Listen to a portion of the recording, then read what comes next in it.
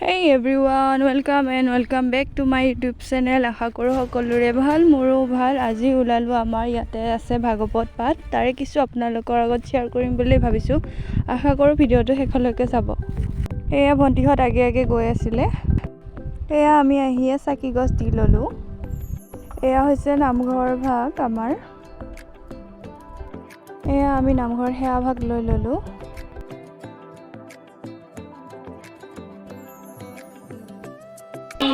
সৰু ল'ৰাকেইটাক ফুল বজাই আছিলে।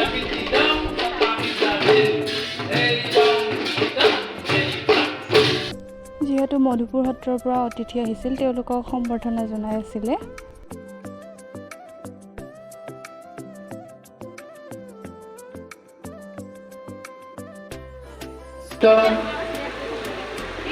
গোপী সমস্ত কতিবে লাগি কৌটিবাৰ প্ৰণাম মই কৰিছোঁ। কৌটিবাৰ প্ৰণাম কৰিছোঁ। এই ভকতসকলৰ যিটো ভক্তি, ভকতক দেখিলে যিজনে ভগৱন্তৰ ভকতক দেখি এয়া আমি প্ৰসাদ খাই ল'লোঁ।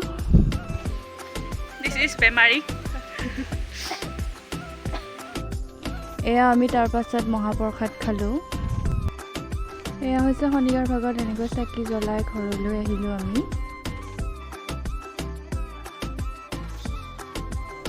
আজি হৈছে নেক্সট ডে যিহেতু বিশ্ব অভিলেখৰ যি নামৰ কৰ্মশালা আছিল, সেয়া আমাৰ মাজবাটত হৈছিলে। আমি তাতে গ'লোঁ। মই আমাৰ গাঁৱৰ যিকেইজনীয়ে অংশগ্ৰহণ কৰিছিলে গোটেইকেইজনী। এইভাগেই হৈছে নামভাগ।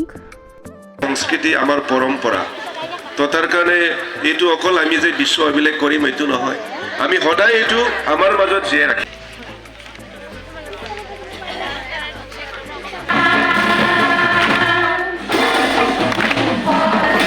ঠাইডোখৰ চাওকচোন গাইছ, ইমান ধুনীয়া গছৰ তলত।